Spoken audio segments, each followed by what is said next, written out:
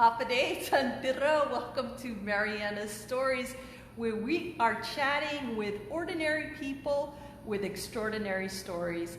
And our show is brought to you by the Northern Marianas Humanities Council, and it's my pleasure to have as our guest today one of the, I would say, strongest drama enthusiasts in our community, Harold Easton. We are actually here in his classroom at Marianas High School. Let's give everybody a shot of where he teaches speech and debate and financial literacy. Harold. Hiya. Thank you so much for being our guest this month. It is Humanities Month here in the Marianas. And we thought it would be great to chat with somebody who obviously is not only very passionate about their area of the humanities, but somebody who's given a lot to the community in that area. And you came to mind. Oh, well, thank you. Tell us, how did you discover your passion for drama? I was forced into it at a young age. Oh, no way. Yeah, my mother was in a community theater play in Wayne, Pennsylvania, a play called Our Town. And she was playing Mrs. Webb, for those who know the show. And they needed a Wally Webb, which was her son. So they just simply said to my mother, bring him. So she brought me. And that's how I started doing this stuff. And I did it all through high school. I did radio and television in high school as well. How old were you at that So time? I started, I was about 9, and then after I did 3 or 4 shows with the community theater there in Wayne, then I was discovered and ended up on Philadelphia television, which was still, it was at the end of the local television era. The networks were just beginning to buy out the stations in the major cities. So I got in just literally at the tail end of it, and then I worked on 3 different television stations and a couple of radio stations, off and on, off and on, off and on. What is it that you feel makes drama significant or important to a community? There's a number of levels. First of all, it gives people an opportunity to participate. If you're doing community theater, you do want people to do their best, and you want to put on the best show, but you're not holding everybody to a Broadway standard. So it is about involvement and getting people into what they're doing. And you're trying to do the best job for them you possibly can, to put on the best show you possibly can. So there's that. In some cases, if you select your shows carefully, you can bring up topics and issues that might not otherwise be brought up in general conversation. Drama has that aspect. I think live entertainment is a dying art. So if you can still get a little of it going, people learn to appreciate that. And so I think there's a lot of, it depends really on what show you're doing, who you're dealing with. It varies. But I think it's important for it to be there so that it can do those things. In any given show, you might have people in it for lots of different reasons. And it might speak to them in lots of different ways, and with audiences, it's the same thing. So you just kind of keep it going, keep it going, keep it going. Friends of the Arts has been at it now. This is just completing their 40th year. They've been around for a long time. You are actually now president of Friends of the Arts, which is the local drama association. Community theater, yeah. Community theater. And I do want to talk about that, but what is it about drama that has made you pretty much like devote your life to it? Well, what has it meant to you Well, personally? partially because I didn't. After I got out of high school, I went to university. My only performing arts thing I did at university was the Michigan Men's Glee Club, because it was part of the reason why I got into the University of Michigan was the Glee Club. You get in any way you can, and that worked for me. And then after that, I got an MBA and I decided to go into school administration. So I did a drama club at the junior high school I worked at. I went to work for a college in Massachusetts. I did the drama club there. Taught speech there also. So it was kind of something that I did because I could. Then I moved to Oregon. And for all of you Oregonians, I do say it right, don't I? I really did go there. And my next door neighbors, who are also University of Michigan grads, wrote me into the local community theater. And I ended up performing, etc., etc. We were doing South Pacific, and we had a guest artist from the Seattle Opera. And they actually thought I could sing. And so they hooked me up with a vocal coach who just happened to be the former vocal coach of Ezio Pinza. So, and if I had known that when I tried out my audition for him, I probably would have fainted dead on the floor. Wait, who is that you mentioned? Ezio Pinza, he was from the Metropolitan Opera. He was the first Met opera person who broke away from the Met and did Broadway. He was the first, he was in Renegade? South Pacific. He was first South Pacific on Broadway. Oh, okay. Very famous opera singer of the time. Okay. And I would have dropped dead if I'd known that's who I was getting coached by. But it just kind of grew, and I realized that I liked doing that better than I liked being a school administrator. So I took a flyer, quit my job at Linfield, taught for a year while I applied to New York University, and I went there to do educational theater. Ended up being a teaching fellow, being the technical director of their theater, formed a theater company with another fellow, and the two of us ran that for about 10 years. We ended up doing the Edinburgh Festival Fringe a lot. We ended up on the top theaters in London Fringe. We put 2 shows on the West End of London, and it just kept growing. Then I went broke, which is a common theatrical experience. Went back to New York, back to Oregon. Couldn't really do much theater. It was survival time. Then I got the job out here. I came out here as a math teacher, actually. And the head of drama out here, Kathy Fua, left. And the vice principal knew I had the credentials because of my NYU credentials. And here I am, and there I've been. But I already knew about, with the theater company, that's what I really wanted to do. It was a break there where I couldn't do it. And then I got here, I could do it again, so I'm doing it. And one of the things that you've contributed is the hundreds, I would say, of students that you have helped either as a coach, I guess you would call it, or an advisor for the club, that were in what used to be called the National Forensics League, now the National Speech and Drama Association. National Speech and Debate Association. Yeah. National Speech and Debate Association. Our local kids actually do very well in these competitions. What role have you played in that? And why do you give so much of your time to helping them? Initially, what it was called the NFL at that time was started by Steve Smith, who was over at MBA.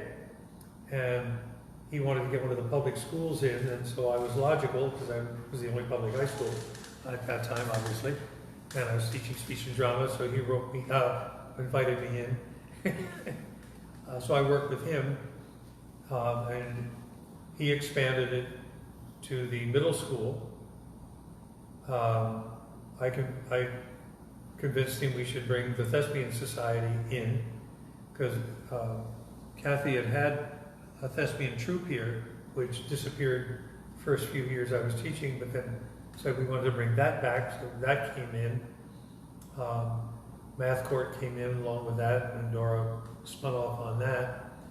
And then we brought in the little kids, the PGFC, primary grade forensics. And it just kind of grew, and then when Steve left, he basically said, it's your problem now, and there wasn't a whole lot I could do about that. So, You know, I think I want to correct my earlier statement. I said hundreds of children, but now that you've mentioned that PGFC has been part of this effort also, it's more like thousands. mhm. Thousands of kids that are being exposed Yeah, to the benefits we of drama. generally run probably, well, at PGFC, the numbers on any given event weekend might be 200, but it's not always the same kid. Mhm. So I would say we probably run somewhere between 300 or 400 kids over the course of a competition year. Mhm. So yeah, thousands would be about right. I've become more of an administrator than a coach, which I don't really like, but it's kind of the way it is. And it's okay, because I think, it provides kids with opportunities to develop their public speaking skills. And my favorite saying is, if you can't speak for yourself, somebody else is going to do your talking for you. And you may not like what they say. So I think public speaking is very important. And public speaking is an aspect of drama, so it works. You know, the Marianas has really a small population, and it seems to me that the kids that you have helped with the NFL and now the NSDA, they do exceptionally well. Oh, absolutely. Why do you think that is? There's a couple of reasons, I think. Part of it is culture. There are a lot of the kids have Philippine background, and in the Philippines, public speaking and all that is very, very big. Public performance, at least with dance and so forth, is pretty big. So the kids here also, while they may be shy to get up on an individual basis, they're some of the best group workers I've ever seen. They work together and they collaborate very, very well. So there's an element of that. I think it's a lot of little things, but they do very well. We've had a couple of national champions on this island. From Mount Carmel School, we got a number 7 in the nation from here. We've had 2 or 3 or 4 national champions at the junior level. But our students routinely finish in the top end of the group, because you got to remember, when they go to NSDA, you're competing against 500-600 kids. And we had a whole lot of kids. Like this summer, almost every kid made it into the top 60 in every event that they entered. Every kid got at least a top 60. And in thespian, we normally have lots of superior rated kids, both in drama and in film. With Mr. Ayacucho, and he handles the technical competition. And we've had the top 2 films in the film competition 2 years in a row. In fact, the first, what they called main stage film to win, was one of JoJo's students, and won it again last summer. So yeah, our kids do extremely well. Our Glee Club is very good, and it's student directed nowadays, for heaven's sake. And they still go down to Guam and get gold medals and tour elementary schools to wildly enthusiastic elementary school audiences who treat them like rock stars. Our kids are good. Well, we see it with Anita Sablon's group, with the Rafalawash group, her Chamorro group. Whenever they go and compete somewhere, they do extremely well. It's something about this place, because this is not unusual. It isn't about me, it is the place. I mean, the kids that are here, when they set their minds to it, the real world design team does well nationally. Students here do very well.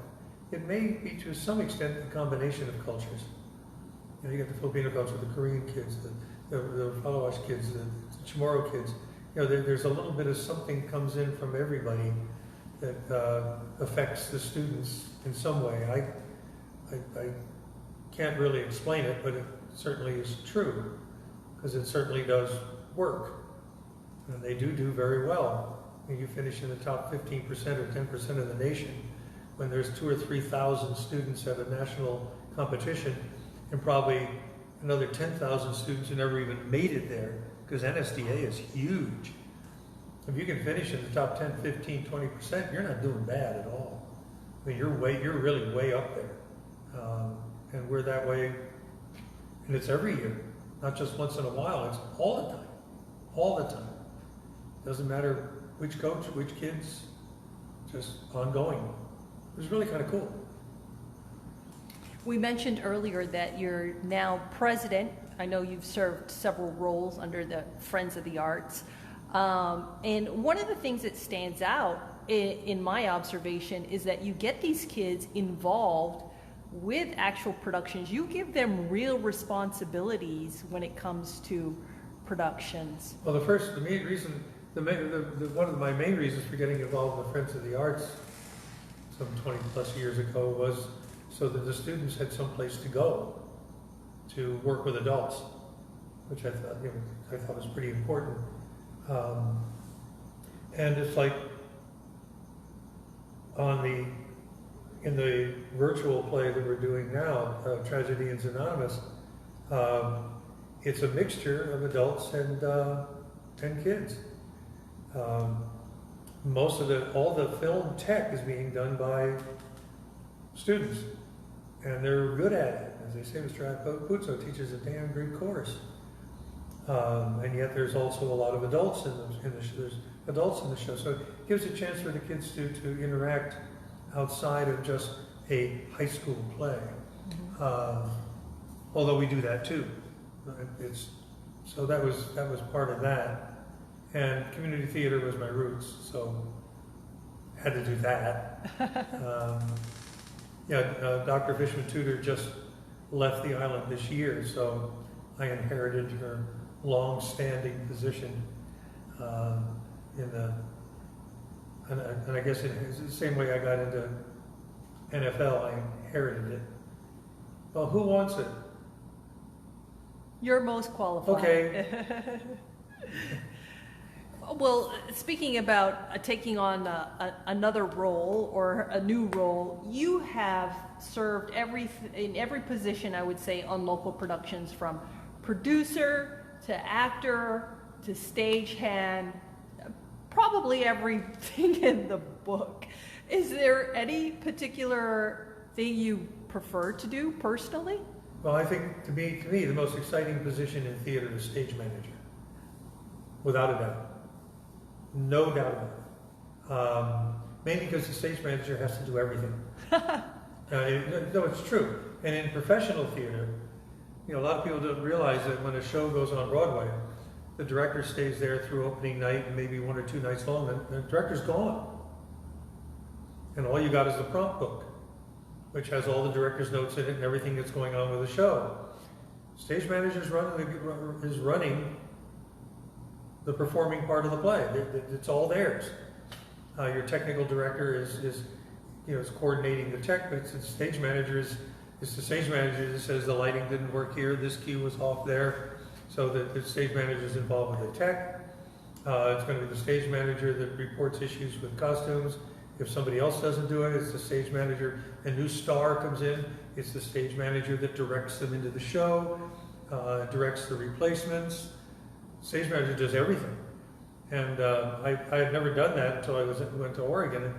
And the people that I was working with in the community theater there, they actually knew what a stage manager was and let me do it, which was really kind of cool. So that's my favorite position. Stage manager is really neat because you have to be able to do a little bit of, you have to be able to do a little bit of everything, without a doubt. So that's my favorite one. the audience often doesn't know all of the things that could potentially or that actually have gone wrong behind behind the curtain. They just see a great show and they love it, and meanwhile the stage manager or whoever is like pulling their hair out, or the actors, exactly. Do you have any funny stories of anything like that that's happened with our local productions? Like, did you ever have an outdoor performance that got rained out or anything like that? Well, I did. One of the things I haven't done in a long time, and I'd really like to get back to it, is we did a lot of outdoor performances. We did Damn Yankees in a baseball field. So everything that was described that was happening in the baseball game, we actually had players on the field miming it, running the bases, pretending to pitch, the whole 9 yards. We did a play called Undertow, which we did up in the park where the roundhouse is, the park across. Garapan Roundhouse near Sugar King? Sugar King Park, yeah. We actually did the show there. We did South Pacific here in between our school buildings. I like doing outside stuff, it's really neat. But most of the stuff is really not that. It's a lot worse to the actors than it seems. I always have to tell actors that people in the audience don't have a script. They have no idea what you're supposed to be saying. Not a clue. Just stay in character and move the show forward. I think the worst ones are when you get into a loop, which is really awful. Like somebody forgets their line? Well, somebody is going along and they forget their line, and somebody comes on and they start, and the person then remembers their line and goes back to where they forgot their line, and now somebody else is on stage. And it gets to be really interesting. And the audience may never have caught that what's going on. The two funniest things I know it actually, in retrospect, when I started to be stage manager, it reminded me of what a stage manager was. Is when it was in my first show, we had a diva playing my sister, which is basically the lead role. And there was a scene where I was supposed to enter first. And that was just not in her playbook. So I would get my cue, and she would basically take me by the shoulder, push me back, and she'd go on stage, and I'd follow. And I came off after the first night, and the stage manager, who was a friend of our family's, he said, Harold, he says, aren't you supposed to go on first? Yeah, I'm 9, right? And I said, yeah. Why didn't you go on first? She pushed me. And he said, tomorrow night, don't pay attention to anything but getting on that stage. Do you understand? I said, yes, sir. So the next night, I got my cue and I went, and she wasn't there. And she came stumbling on stage after, because the stage manager grabbed her by the arm and wouldn't let her go, and then pushed her on stage. So that one was kind of fun. And you know what a 3-door farce is, right? That's where people are constantly walking. There's 3 doors on stage, literally, and people are doing all sorts of crazy things, walking in and out of the doors. You know, it's a big sight gag. You know, people just miss each other as they pass through doors. And this one friend of mine was in one, and the scenic designer made a critical error. He had door 1, door 2, and in between door 2 and 3, there was a closet, which was really dumb. I mean, really, really dumb. And the director should have said something, but the director didn't say anything, and then she naturally walked into the closet. Now what do you do? Well, she was very, very experienced. She counted to 10, opened the closet door, and said, "See, you made me so damn mad I walked into the closet." And then she went around and went out the door. And the only one that really happened to me was a dog. You know what they say about dogs and kids in shows, right? Don't Yeah, Never, try not to never. deal with them. Yeah. And I had to manipulate this Saint Bernard. Oh no, Oh yes, a huge dog. very big dog. And I had to walk her off stage. So I walked her off stage. That was fine. She was very good the first night. But the audience, of course, was applauding and making all sorts of positive noises. Dogs are not deaf. So the next night, she didn't want to go. She liked the audience. The audience was nice. So I got her off stage, and the only dog I've ever heard howl worse than a Saint Bernard is a husky. And my family has one. And so I know how loud they can get, but this Bernard was going crazy. So when somebody got off stage, he just cried and cried and cried. Fortunately, there was a door to a basement. So for the third night, we had no choice. We would get the dog off stage, walk down into the basement, and give her food. And that was the only way we could keep her quiet. So stuff like this happens all the time. It's standard, normal operating procedure, and you just do it. You know, and time on stage is really weird. You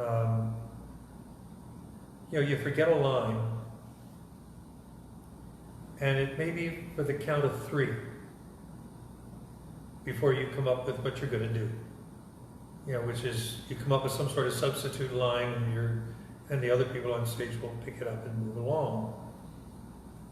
But that 3 seconds feels like an absolute eternity, and that's the hardest part about it, because you got to train actors. It really is only 3 seconds. The audience really doesn't notice it. You have to have confidence in that, and just sit there. If you're trying to think, walk across the stage and pick up an ashtray. You know, go move a book. Look like you have some intense thought. You know, do something in character that because the other people are going to know you forgot the line. They're not going to have any problem with that at all. They know that it's done. And they know your line. And they know your line. So you know, they will pick it up. They just want you to do something, not stand there like a lump. And the last one was my father,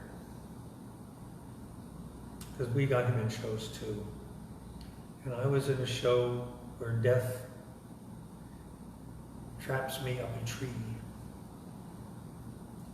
And my father is coming to cut the tree down. And we had a real tree. It was right after Hurricane Hazel, which was a big, huge hurricane back in the 50s. And my line to my father was, "What the hell are you doing?" And my father in a stage voice looks up and he says, "Who the hell do you think you're talking to?" And I was done. I was totally done. I got him back. He was the wheelman on a ship, which was down in the audience, and it was within range of my toe. So I kicked him through an entire scene. And he talked to me about that afterwards, and I said, "Do you remember that tree? Revenge. Best when served cold." So stage stuff like this happens all the time. It's fun. When you think back on it, if this kind of stuff didn't happen, it would be half the fun to do theater. Really. And believe me, it happens on the West End of London too. I know. It's pretty obvious how theater affects an audience. How have you found actually being in the production has affected you personally, either your emotions or your thoughts or the way you look at things? Well, the more you explore characters, if you actually explore the character, some people don't. You know, it's just themselves that happen to fit the character and they just run with it. And there's nothing wrong with that. You know, but if you really work on the character, you've obviously got to get insight. I'm not in favor of people who decide if I'm going to play a drug addict, I better take drugs. But sadly, there are some actors who feel that they should do things like that. They take a concept and run it to the extreme. But if you really are exploring the character, As you learn things about the character and you begin to incorporate them into yourself, then obviously you learn things about yourself, what you can handle, what you can't handle. It's bound to affect you. You know, the more you have empathy for your character, you know, it's a two-way street. Your character actually feeds back. We had the fellow on the one London show we did with, this guy's name was Lothaire Bluteau. He's a French-Canadian actor. And he used to always play the French-speaking actor on Law and Order. He was usually a college professor or something like that. He would always, you would, if you think back to Law and Order, he's the guy that always had the little French accent. Because he was totally dedicated to French-Canadian theater. He was a real good Quebecer. But he would come to the States to make money every now and then, and he was a brilliant actor. And the part that he had to play was just amazingly difficult. And he would disappear for half an hour, 45 minutes before the show, and we would just leave him alone, because he had to get into it. And then after the show, he would do the same thing, and we would leave him alone. So it can get pretty intense, and that's obviously got to affect you. And you've got to have a strong sense of who you are if you get that deep. But I think for most of us, it's a passing thing. I put a character on more than I climb into the character's soul when I do it. But I've learned things from the characters I played, and sometimes it plays out well for you. You know, it's a good thing. Would you be willing to share with us something you've learned from one of the characters you've played in your lifetime? I'm trying to think which one would be the best one. Well, I think I obviously became socially aware when I went to university, because I was at the University of Michigan. Tom Hayden is the name that, you know, one of the Chicago 7, he was the editor of our newspaper. And most of the voter registration drives went down I-75 out of Ann Arbor. Students for a Democratic Society was born in Ann Arbor. And the Chicago 7 actually met in Ann Arbor before they went to Chicago. So social awareness is something that I had a number of experiences that allowed me to gain more social, interest, social awareness. But sometimes it would be a play. One of the plays was Threepenny Opera, for example, where you're really dealing with a lot of very bad people who aren't really very bad.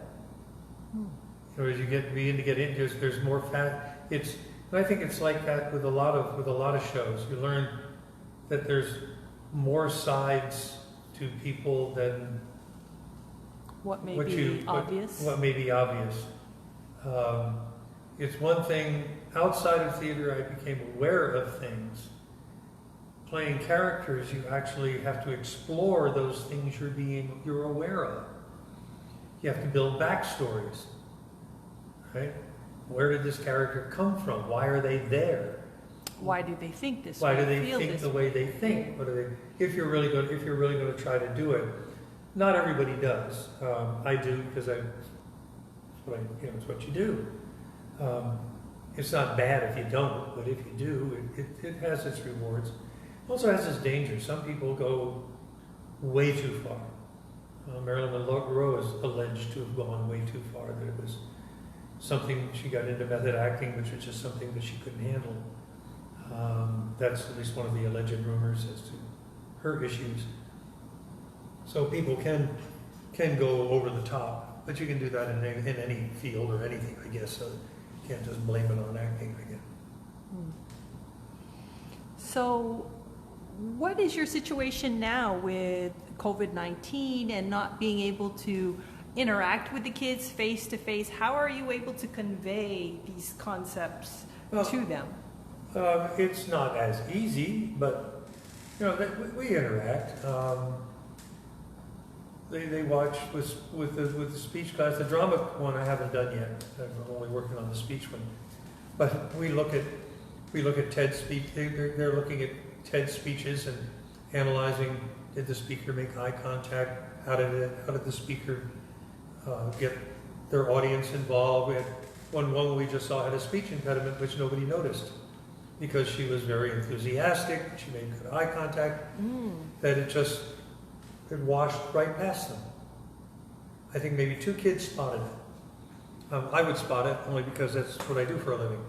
But then nobody even spotted it. So there's some things we can pick up that way. There are interactive tools within the BBU. You can take polls. You know, you have them answer on the chat. You know, sometimes they're just copying their neighbor, but sometimes they're not. I wouldn't want to put a percentage on it because there's no way I can know, really. It's really up to the individual It's student. up to them. How much But there is interaction. It's not just. Sorry, I meant like face to face. But Yes, face- I know you guys are working very hard. But you miss the face to face. Yeah. Bless you. Excuse me. Drink my coffee. I have a cold. Oh, thanks for chatting with us. Not the flu. I have a cold. The big thing is that you can't see their facial reactions. And particularly on this island, facial reactions,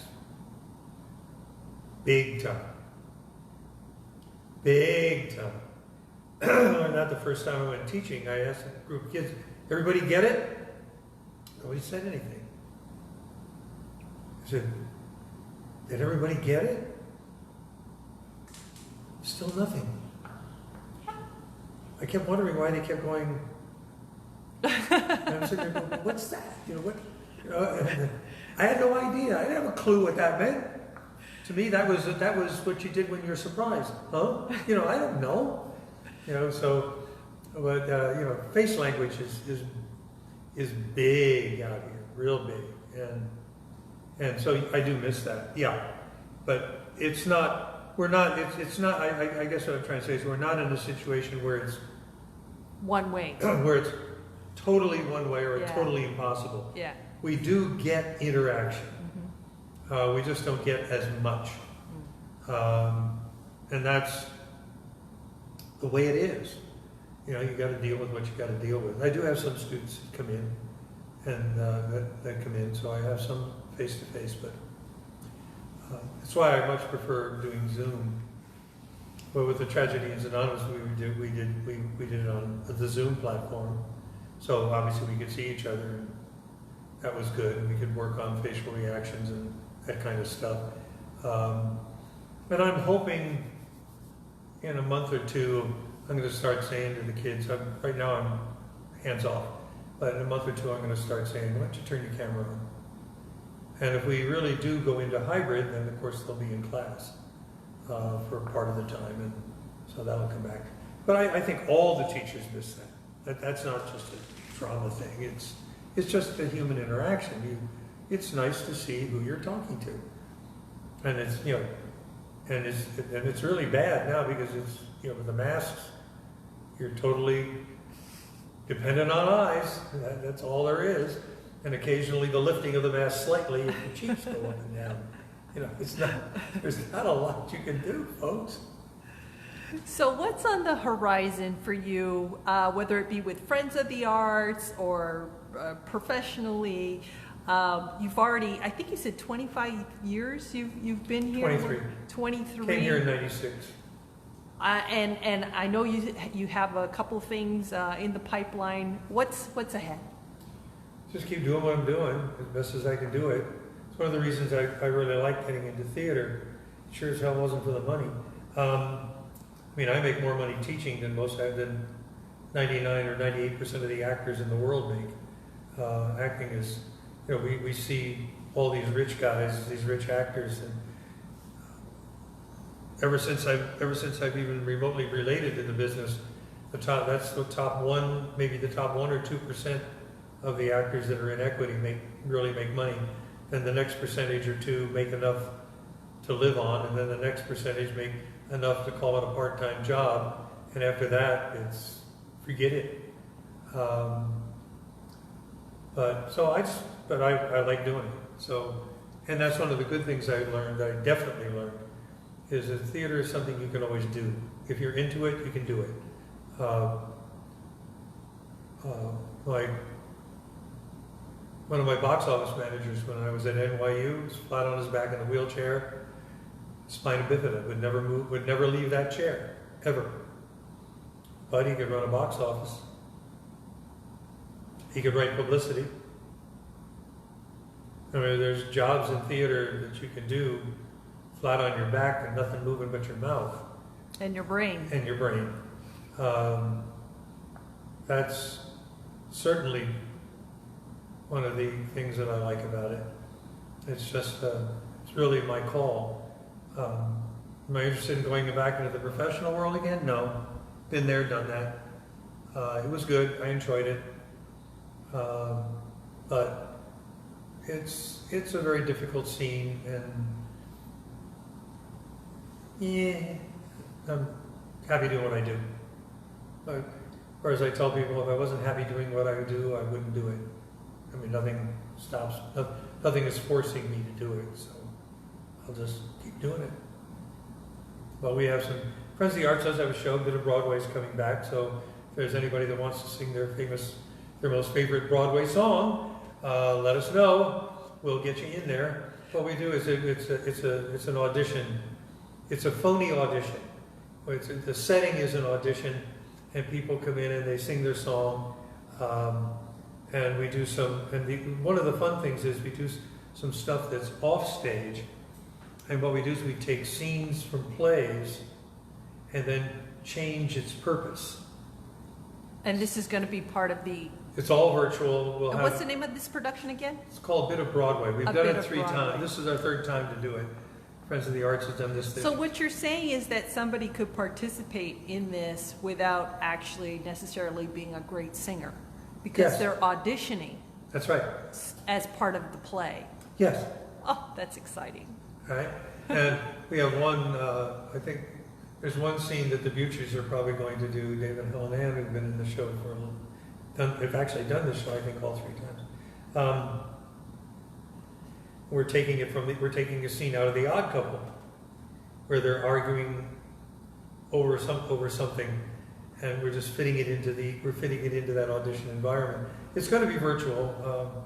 We'll take a picture of a stage. We'll take a picture of an audience area, so our piano player could be sitting in front of a virtual image, and we'll take a couple of pictures of backstage from a couple of different angles, so it'll appear that they're there. With Tragedians Anonymous, we have fantastic castle bedrooms for everybody, for all the main characters. I sit in front of a castle. It's really kind of fun. And the other fun part of it is that these people can be anywhere. As I was just saying, if you got somebody in Maine who might want to do this, you can do it from Maine. It's just a matter of what time of the day. We had, in Tragedians Anonymous, we had Melody Atoka in Florida, Gerald Rossini in Nebraska, Susan Fishman-Tudor in California, plus the rest of the cast was here.